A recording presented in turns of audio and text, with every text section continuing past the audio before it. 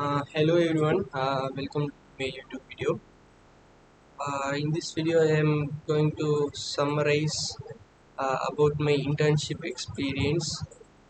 First of all, I am Muhammad Mohudum. I am currently doing my BE Mechanical Engineering course. I am currently third year of BE Mechanical Engineering course. I would like to share my experience on my internship, the topic machine learning. That I would like to share a small mini project which I have done during the internship. First of all, we shall open the Jupyter notebooks. We shall see each code step by step.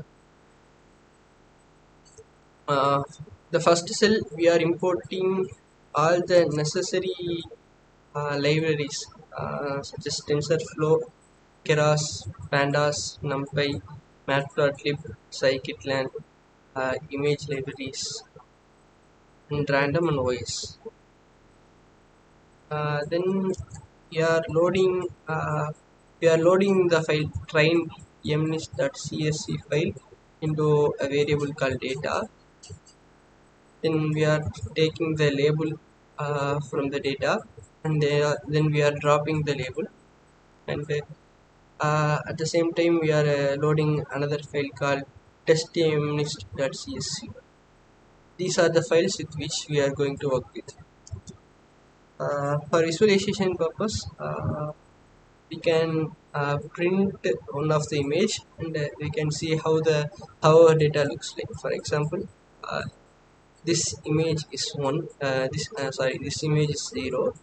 For we can print random pictures from our directory. This shows a picture of 6.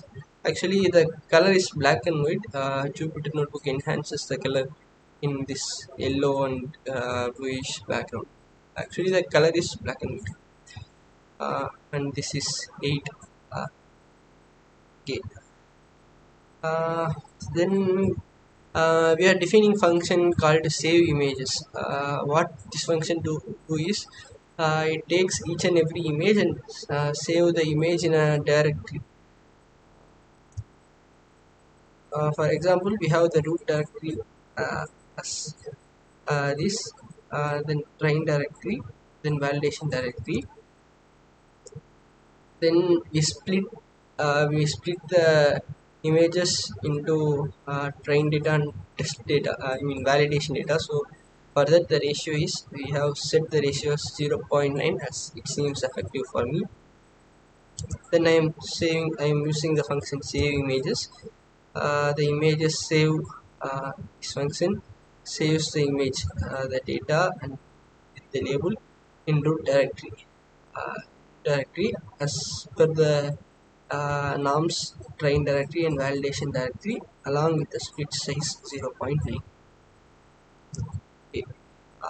After we save the data in the required format, we can use tensorflow.keras.preprocessing.image data generator. This function is very much useful to load the image and for doing some alterations also.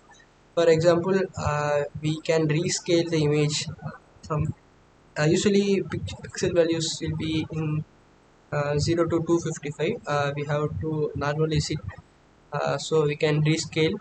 Then we can rotate the image in 10% and shear the image in 0.3%. So uh,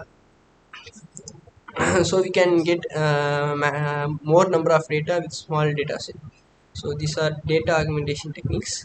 Then train generator, can use the flow from directory method of TensorFlow to import the files we saved before.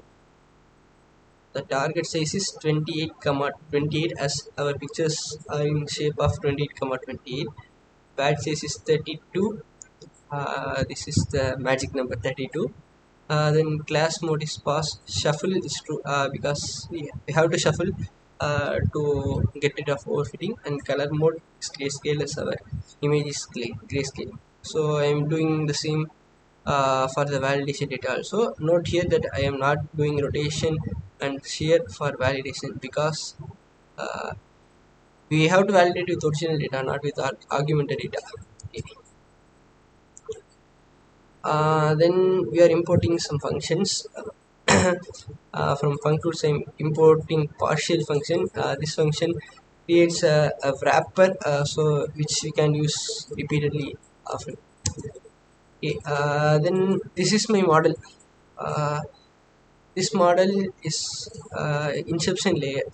First we get the input, then we convolute it with the kernel size 1, kernel size 3, kernel size 5, then we concatenate, then max pull it. Okay, this is the first layer. Then again second layer also we do the same thing. Kernel we convolute it with kernel size 1, 3, 5, then we concatenate it.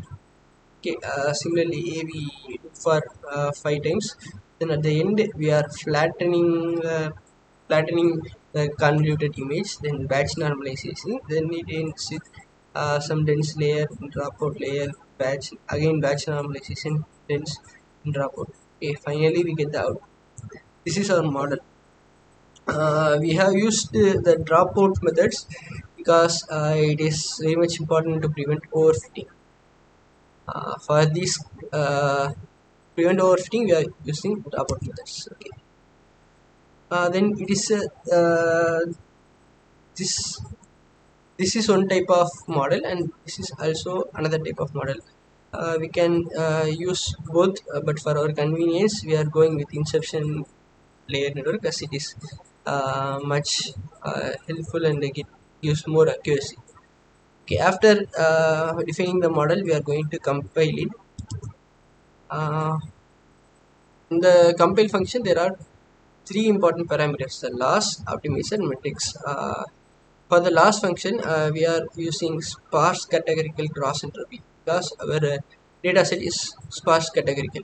Okay, then for optimizer, we are using Adam optimizer, as it gives faster result, and for the metrics, we usually use accuracy, as is the most important metrics for our code. Then to summarize the model, you can see the model there on. This summarizes the model. The key parameter is this: total parameters. Okay, total parameters is nearly 2,708,990. This is not a very much big number of parameters. It is for industry standards, it is very small. For training, for normal hobbyists, it is considerably good number of parameters. Okay, then we are using a callback called early stopping.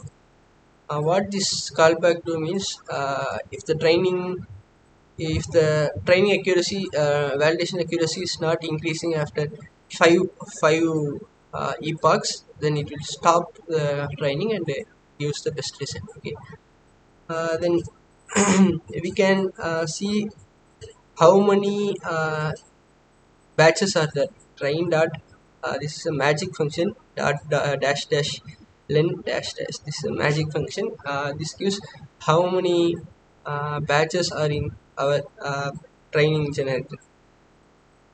Okay, now comes the main process. This is training, actual training. It is done with the keras dot fit function. We have given train generator epoch equal to 5, epoch equal to 5, verbos equal to 1 to show the things. Validation data also we are providing, and we also provide the callbacks. Okay, hope we shall train the function. The function training will take large time, because it is the core parameter of the core part of the entire machine learning process. Generally it takes large amount of time, but um, generally it takes a large amount of time. Okay, for industry standards, the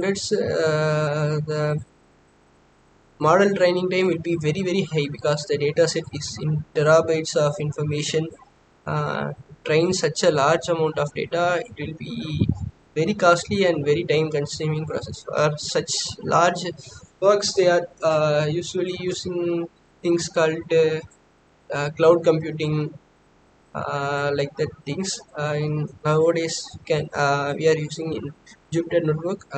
Some people use in Google Colab, in which we can buy GPUs, TPUs for rent by paying some amount of money. Nowadays in industries, people are using such kind of equipments like GPUs, TPUs. uh, in this kind of things, only three major companies are there. First is Google, providing Google Colab, then Amazon providing AWS, then Microsoft providing Azure. Only three players are there. Okay, our model is almost trained. We can see the loss in first debug is 0.34, then the loss gradually decreases to 0.11, then it decreases to 0.94, then it is near 0.75. You can see the loss is decreasing steadily. Okay, now we can see the accuracy.